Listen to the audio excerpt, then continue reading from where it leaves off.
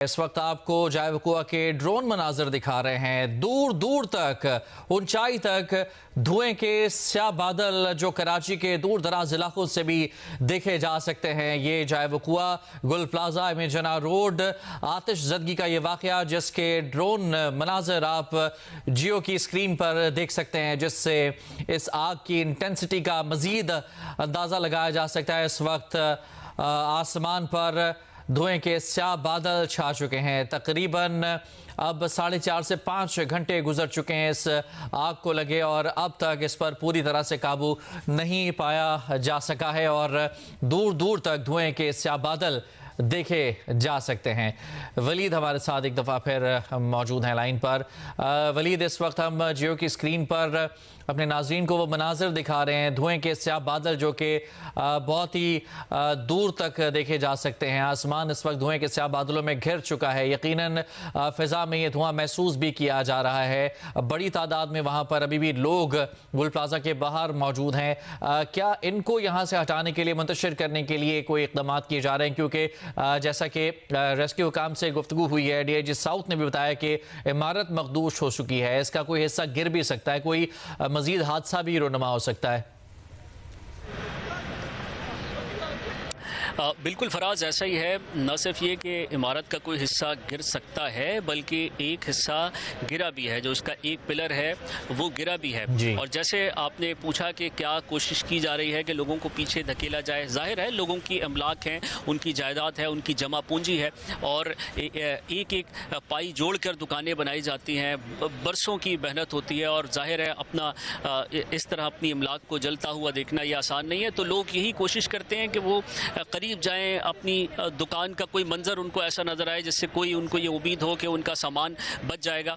यहाँ पर हमने ये भी देखा कि कुछ दुकानदार जो अपना सामान बचाने में कामयाब हो गए, जिन्होंने बड़ी मुश्किल से कुछ सामान अपना महफूज कर लिया, लेकिन बहरहाल वो भी दुखी हैं, वो भी मायूस हैं, और वो भी यही कहते हैं कि जो कुछ हुआ है ये नहीं होना चाहिए था। जितने मज़दूर हैं जिनसे हमारी बात हुई, उन्होंने ये बताया कि अंदर कुछ लोग शॉपिंग भी कर रहे थे उस वक्त जब ये सारा वाकया हुआ है।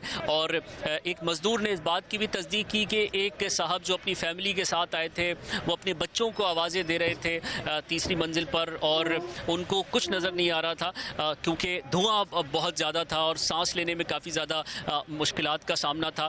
फिर उसी मजदूर ने हमें ये बताया कि एक रुमाल को उसने मुँह पर लपेटा, और मुँह पर लपेटने के बाद फिर वो वहाँ से गया है।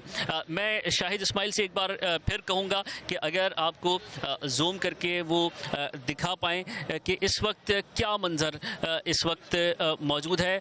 लोग मौजूद हैं बड़ी तादाद में, और बारहा ये कोशिश की जा रही है कि ये जो ग्राउंड फ्लोर पर आग लगी हुई है इसको भी मुकम्मल तौर पर बुझा दिया जाए। अगरचे कि हमें first floor, second floor, third floor पर आग के शोले उठते हुए नज़र नहीं आते, लेकिन अभी हमें यहाँ पर दुकानदारों ने बताया कि ये जो छत है, इस छत के ऊपर जनरेटर भी है, जहाँ से इस पूरे शॉपिंग सेंटर को बिजली फराहम की जाती है जब बिजली नहीं होती, जब बिजली चली जाती है।